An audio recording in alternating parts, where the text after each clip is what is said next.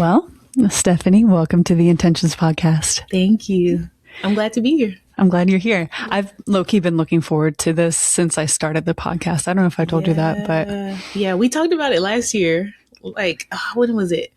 Probably in the summertime. I think it was in the summer. Yeah. Just, but this was before, like, you had even... like, when it was theoretical. Yeah, it was like... yeah, so it's really cool to see you here and... I'm one of your number, like, I love the Intentions podcast. I listen to it all the time, like Spotify. What is it? The recap? The year Intentions is at the top. I am so humbled because I think I've told you this before, but I remember like seeing you for the first time in our New Testament class. And for those of you who don't know, Stephanie can like rock one of those. What is it even called? I think it's a fedora. A fedora? Yeah. It was like a wide brim. Yeah. Anyway, I'm like, that girl is cool. I want to be friends with her. And then lo and behold, God sometimes answers prayers. But let's see, we've been going to the same church for 4 years now. Yeah. Since 2022. Yeah. You tolerated a little small group with me for a while. But tell us about yourself, Stephanie. So just a little bit about me. I am, of course, from Georgia, from a small town there. I grew up, born and raised. I came to Kentucky in 2020 because I felt like God was calling me to seminary. And so I went through seminary, finished that in 2023. Worked as a librarian for a little bit of time. True. Yeah.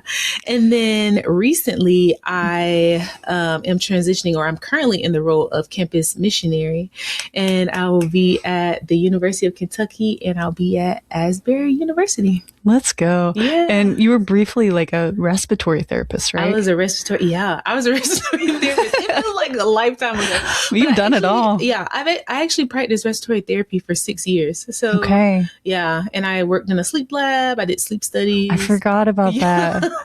Yeah. Okay. I think it's, we were just talking about this before, but the ADHD, like I just have so many things that I like to do. Like I was just telling Madeline, like I taught piano in high school and I crochet now. I like to needle felt. Okay. I crochet now is like the biggest understatement I've ever heard in my life. Yeah. What's some of the most obscure animals you've made via crochet? There's a dinosaur in your car. I just got a request for a bat. Really? A bat, yeah. All from right. a 7-year-old. A bat. Oh, yeah. That's sweet. A bat. So that's gonna be my first bat. I do a lot of common animals that you see like with crochet. So I do a lot of turtles, dinosaurs. I've done some octopus. Like, an octopus. That's amazing. Yeah. So a woman of many talents. Yep. Yeah. Come on. And I am really excited to have you on because not only are you like an amazing human being, incredibly brilliant seminarian, theologically sound woman, but your testimony and story of how God has met you is really cool and unique. And I think also incredibly powerful, maybe in hindsight for the moment that we're in culturally now. Yeah. And so let's just kind of get into it. What's your background with faith? Yeah. So I always start a little bit at the beginning because I feel like it's just important. But I like to tell people when I was little, I was somebody who could talk to anybody. Like my mom she would just like always be afraid. She's like, someone's gonna take you because like I just like walk up to random strangers. Hello. like a full blown conversation. Like, so it was like that, like when I was really little. But when I was probably in first grade, I think it was first grade, my mom moved us to the country. And so I was in a different school, just around different people. Some of my family was still in the place that we moved to, but I think it was there where I began to experience a lot of just attack on my identity. So I was bullied a lot. I was teased a lot when I was in school. And for me, that was hard to understand because I was someone who just loved people and I was always just like, just bubbly. But I couldn't understand why are people doing this? Like they would talk about my hair. They would talk about my body. They would talk about like the clothes I wore, my personality, like everything about me. Like there was nothing, like it just felt like there was nothing good about me. And so I really began to kind of withdraw. Like I didn't talk. Like there were periods of time where, I like one of my teachers was like, does she talk? Like, you know, yeah. So it is so just as dramatic, it's a huge change. Shift. Yeah. A huge shift. And so, but meanwhile, I did grow up in the church. And what I'll say about that is that I think what I was learning at the time is how to go to church, what to do, some of the things to do, but I didn't know what a real relationship with God looked like. And so for me, I just thought of God as this man who's in the sky, like, you know, listening to my prayers sometimes. And so I would go home and pray like every night. You know, I didn't really know what I didn't know if there's a format. I just kind of would go home and just ask God, like, hey, like, God, I don't want this to happen. Like, you know, just like very like innocent prayers of, can you make this stop? Like, you know, people, you know, all the stuff that's happening to me. And so it didn't stop.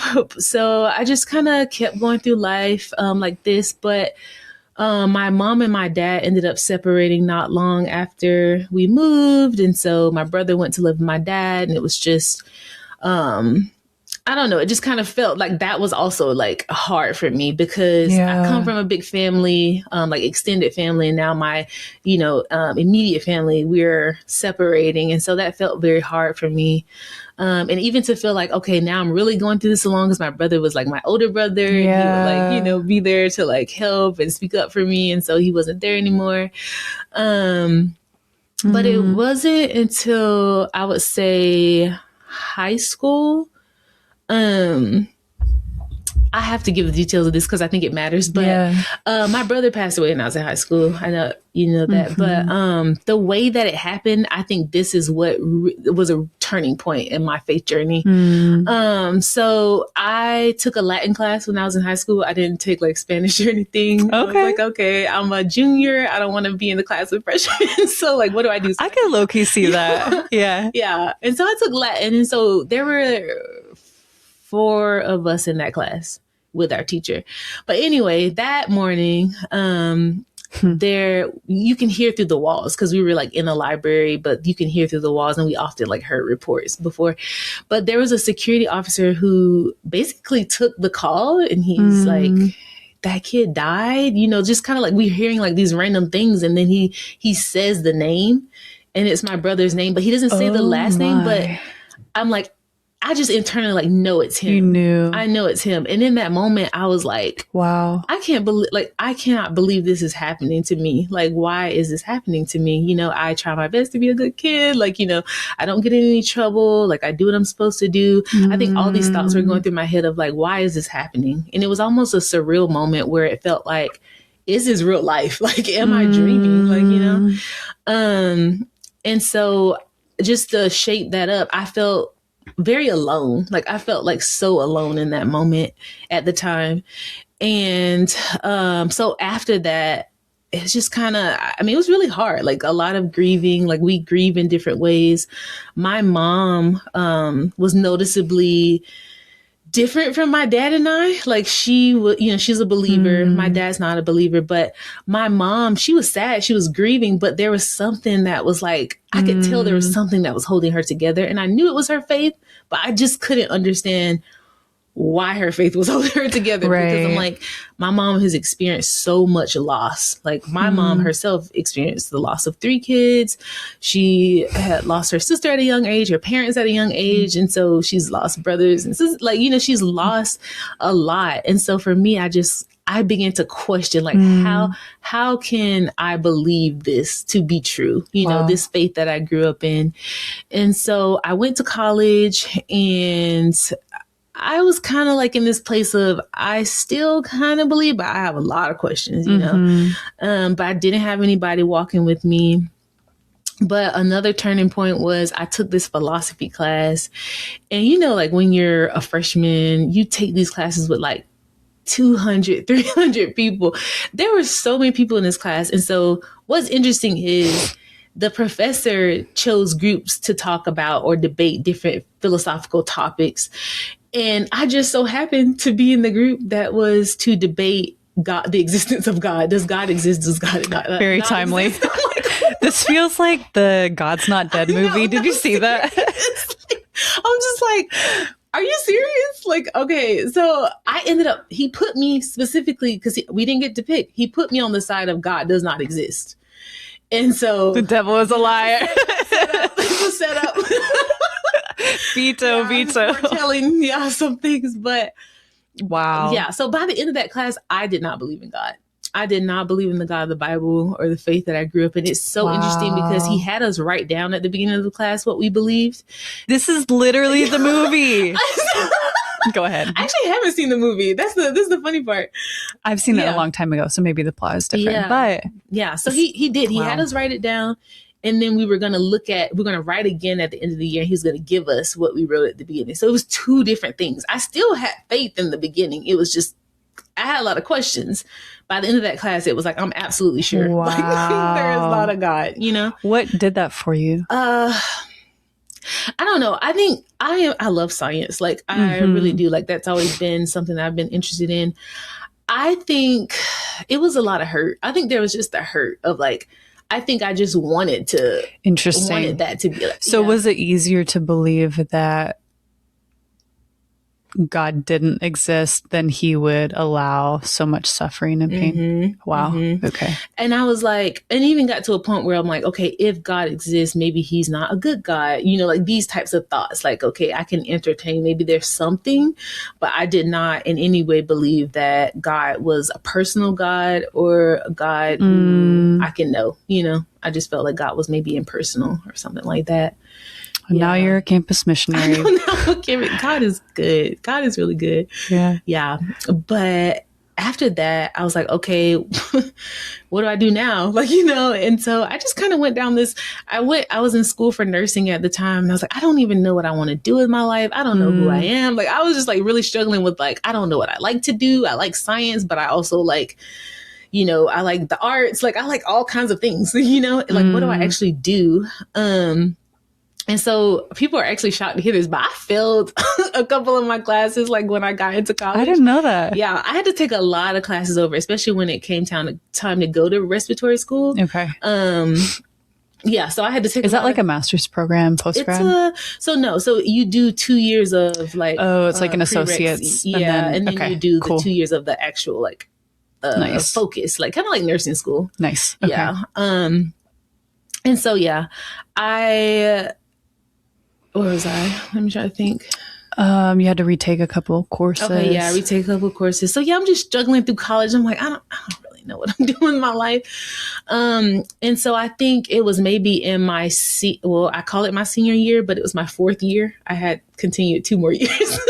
But in my fourth year, I was like, I have to, like, there's still these questions that I had. What is truth? Like, what is true? Like, if I don't believe this anymore, what is true? Like in an ultimate sense. Yeah, like what is true? And so I kept telling myself, you're going to go on this journey to figure out what is truth, because I'm someone who loves to research. Like, it's natural for me. So I'm like, I'm going to seek and find what is true. Do you think that's a desire that everybody has? Or do you think maybe some people feel that more? The desire to like seek and find what's true. I think I originally felt like people felt that way, like just from an objective point of view. But I actually asked someone one time who's not a believer. Like, after I became, like, I said, "Do you ever think about God?" And they were like, "No, I don't." Like they don't think about like these philosophical questions, which I thought was so interesting, because I'm like, I don't know if this is something that. I mean, I know I had these questions. People around me had these questions, but I felt like people had their answers. And maybe, in that moment, that person maybe had their answer, right? In some sort of way. Because it's interesting, because it seems like a lot of people don't wrestle until their worldview gets disrupted, which would make sense with your story, with what you experienced with your brother. And I think so. That's a good. Interesting. Sorry, I derailed you a little bit. No, please continue. Okay. No, that's fine. And so, yeah, I was like, okay, I want to find what's true. And so I just started looking online.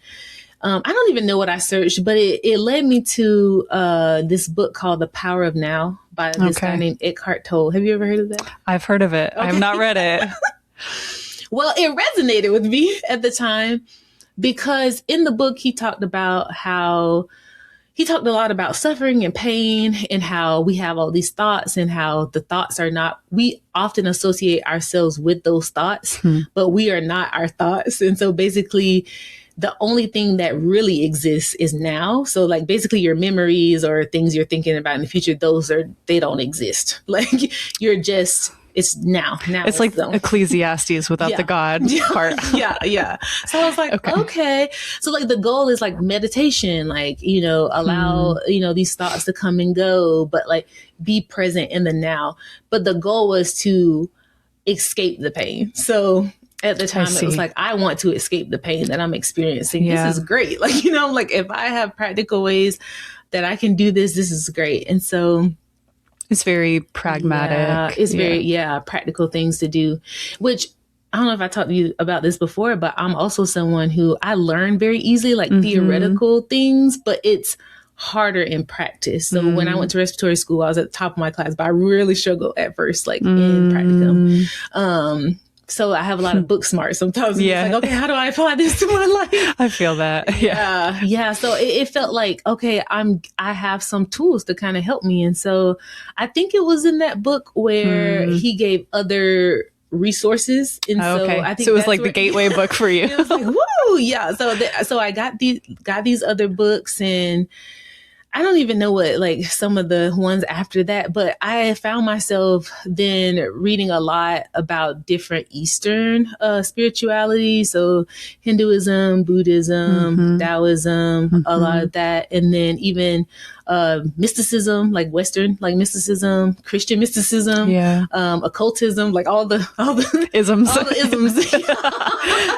Yeah. And so I got to this point where I was like, okay, like I think in the combination of reading all these things, and it's crazy because we talk about, I talk about how I came out of New Age, but when I was doing all of these things, or even like going down this path, like I didn't consider like what I was doing. I didn't actually call it like, right. It was just like, I am finding truth. Like, I'm on this path of self. You're searching. Yeah, I'm searching.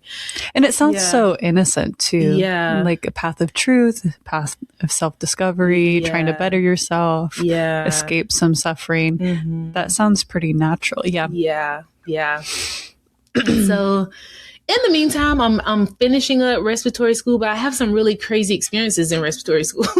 So it's like I meet someone else who is also aware of a lot of these practices and this idea of taking things from different religions and being able to kind of like we talked about before, it's like a buffet of things, like a buffet of beliefs. I can take something from this, from Hinduism. I can take something from Buddhism. I can take something, from Christianity. I believed in Jesus at the time, I just didn't think, Jesus was God, but, there are just, it was just anything that I felt like would contribute to my self-discovery, I would use it. And so,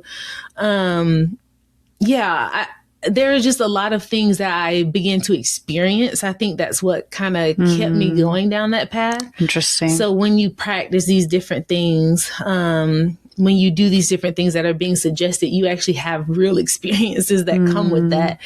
And of course, I didn't understand. I'm just like, this is happening. This is what they said would happen. It is happening, It feels like that story of like breadcrumbs and kids going through the forest. Yes. Yeah. That's kind of like what it was. Yeah. And I mean, as you're sharing, it probably didn't feel that way at the time, but as I'm hearing you share, it sounds a little bit self-serving, just about me and what can I discover. And yeah. Okay. Yeah.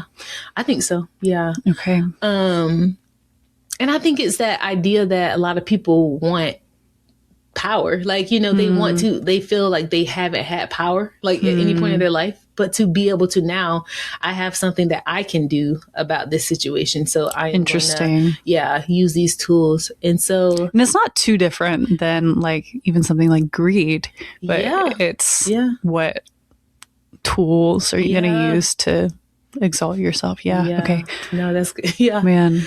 And so after respiratory school, my life was changed dramatically again because I thought I would stay in the city that I was at, you know, with the people out, because that's where I feel like a lot opened up in the city. Like I'll just say I was in Augusta, Georgia at the time. And so there was just a lot that started to unfold within my journey of finding myself. So I got into crystals, like crystal healing. Like I used to use crystals for protection. I used to use crystals for, you know, astral projecting, like, which is basically like coming out of my body and going somewhere else. And then I would use them for just, protection, just different things I would use them for depending on like what the crystal was. And then I got into tarot cards and reading tarot. Sorry, pause for a second. I can hear somebody being like, well, you did what, Stephanie? Yeah. You came out of your body? Yeah. You sure you're not dreaming? Yeah, no. It is strange.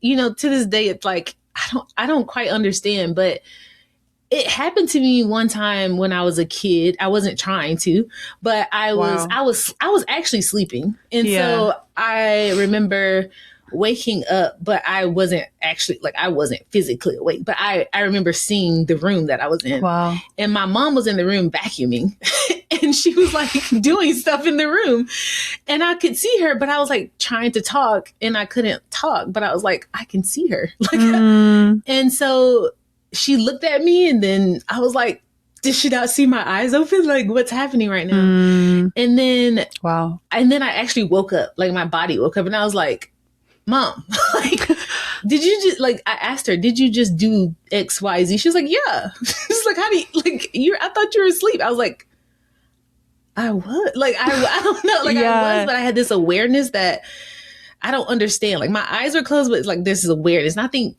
experiences like that from childhood kind of contributed to these new things that I was experiencing. Let me understand. Wow, like, I've experienced this before. This is what this actually is. It's like, I just didn't come out of my body, you know, like I'm just like in this awareness state. And so, with astral projection is very, very, again, I don't know how to explain it, but there were times where I would use crystals to enter into what I would consider, you would meditate or whatnot, and to enter into the state where you could easily astral project.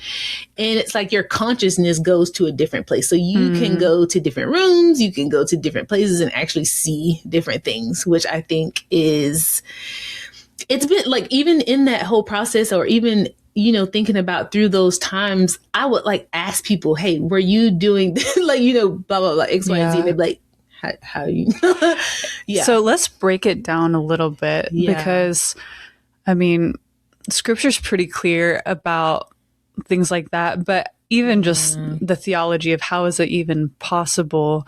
I mean, my understanding, and please correct me, is that there's certain ways that God set up for us to be able to access him and also to be filled with his spirit in order to serve people.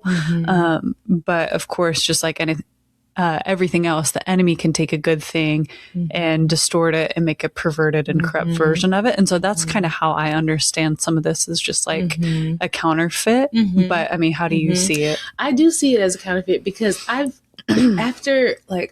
after, you know, this whole like new age experience, I began to hear other people's stories of it. And what I found was, even in my experience, the things that even I felt more inclined to do within new age, I was actually gifted in, like when it came to Interesting. God. So like, there are things like, some people call it seer, but I feel like God shows me a lot through dreams anyway. Like God speaks to me through dreams a lot. I see things, you know, before they like happen sometimes. And so with that, it was like, okay, I'm going to use tarot cards to like help me like speak to spirits to then tell me. It's like a mediator. Like I have to get in contact with, you know, different, you know, spirits when it comes to like, even just like having a spirit guide. I have to like use them to help for them to tell me. Like, okay, you know? so let's break it down. So in Christian understanding, would you call that prophetic? Yes. So that means, that would be like the Holy Spirit is giving you insight into spiritual things for his purposes. But I'm not as familiar with the tarot card. Tarot card. I mean, obviously. So it's like a similar thing? Yeah, it's similar. And especially even more similar, I think, I feel like I used more so the crystals to connect me to my spirit. Well, at the time I said, these are my spirit guides. I would connect with actual spirits, and these spirits would have names and they would, show you things about yourself. Like one of the beliefs in New Age, which I took on, was the belief in reincarnation. And so there's some beliefs in like Taoism and things like that where you reach this state of enlightenment. Yeah. And so that's what I was actually trying to reach. Wow. And so for me, it was like, well, if I don't reach it in this lifetime, like I'll reach it like in the next lifetime. And so even just like a counterfeit hope. A counterfeit hope. And so there were these times where these spirits would say, hey, I want to understand like reincarnation, and I asked them to prove it. And this is the strangest thing. Like I had this one experience where I saw myself like in a cabin. And I like look down in my hands. They're like, I'm a white person. Like, it's like I have to like in this experience, like they're showing me like a past life. And I'm like, and I know it's in the 1800s, and I'm like in the middle of the woods. I'm like some sort of like person that I don't know. I'm just I'm like not like in the everyday life of things. I just have like, I'm chopping wood. Like I'm just like doing all these things, but I can see the inside of the cabin. Like I can see all these things. And I'm like, then I like come back to this place where I'm like, me. And I'm like, whoa, like, so you're having these real sorts of experiences. And it's like, okay, it made me think about my childhood. Okay, God, they said that God was this, but God never these are the thoughts that I'm having. But now in New Age, it's like, well, they said if I ask, if I do this, and now I'm like seeing things, I'm like experiencing things. And it's so interesting too, because in the Gospels, it's like ask and you'll receive, seek and you'll find, knock, the door will be open to you. And that's Jesus inviting us to know him. But obviously like the counterfeit of that, I guess, works in a way, and they're giving evidence for this counterfeit narrative. Yes. So it's really scary. And I don't know. I'm thinking I've got the Screw Tape Letters by C.S. Lewis actually up here.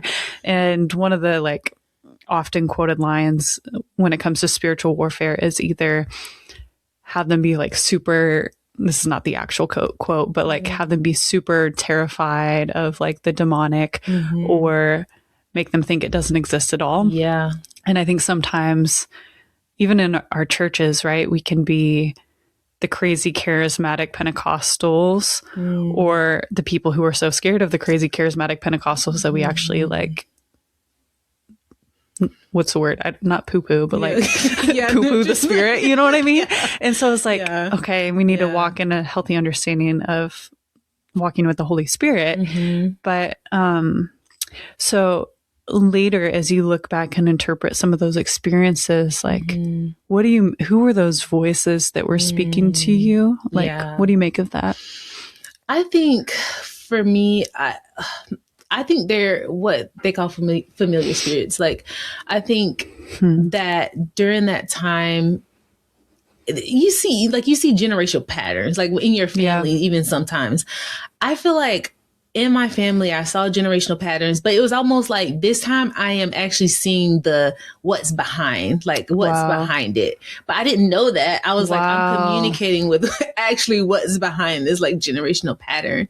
And so there's, there were just like times where they would just be like, we're your friend, like your friend, just the language of God, like, God is our friend, and I felt like that's why it is so, you can fall down into it, because it's like, there's a lot of truth, but then there's like I'm going to slip in a little, right. Cause I mean, it'd be obvious, right? Like it's very biblical. The true looks good to eat for wisdom, but what's the catch behind it? And So, that's yikes. Yeah. Okay. Did you ever get into like astrology and that type of thing? Okay. I wasn't like really good. Like I knew like my charts. Like I wasn't like that great, like that good, but I knew like there was a point where I sent you my old Instagram, but like I was so convinced because like, you know, in the horoscope, I would be considered a Cancer. And so, and that slips into culture too, pretty commonly. Yeah. And so Cancer is ruled by, one of the things Cancer is ruled by is the moon. And so I would like look up the phases of the moon and like, this is why like I am experiencing this right now. Or like, you know, Mercury is in retrograde. Like what does that even mean? Like why? I don't know. Like if they, like, even when I was working at the hospital, people were like, things would go wrong. They're like, Mercury's in retrograde. And I'm like, yeah, like Mercury's in retrograde. And it's like, at the time I like, didn't quite know what that meant, but I was like, it means something, like because like there's a pattern here, like you know? But looking for meaning, looking for the why. For meaning, and I think like you're asking that question before, like I think there may be like something within everybody. Like there's that scripture that where God says like God hides eternity in our hearts, and so I think there's this like a longing to get to a certain place, but we don't know like what that is until someone identifies that. Fair enough. Yeah, man. Yeah. So I've got a few different thoughts in my mind, but you mentioned familial spirits, and I mean, some of this is debated, even amongst Christians, of if you're hearing voices, is it demons? Is it even just like inappropriate? And the word evil, it's technically like things distorted from their originated purpose. So is it evil usage like Saul, like practicing necromancy, which is like communicating with the dead? Yeah. And there's some people who believe that, which clearly is like wrong according to scripture. And I think some people even believe that like they're communicating with their grandma who passed away or something like that. And I think it's highly likely that that could be a demonic presence interpreting, pretending to be something in order to gain access, like you were saying, like a friend. And so I think it's just important to note that like all of this, whether it's using crystals or trying to practice necromancy or any of these things to go after something that's really from God in a way that's not prescribed by God is evil. And I think the main scripture that I think of when it comes to this comes from Romans 1, where it says they exchanged the truth of God for a lie and worshiped and served the created things rather than the creator who is forever praised. You know, because it's like robbing glory from the one who is glorious and ascribing it wrongly. So what's your take on some of these things? Tune back in next time to finish the conversation with Stephanie. Be blessed, family.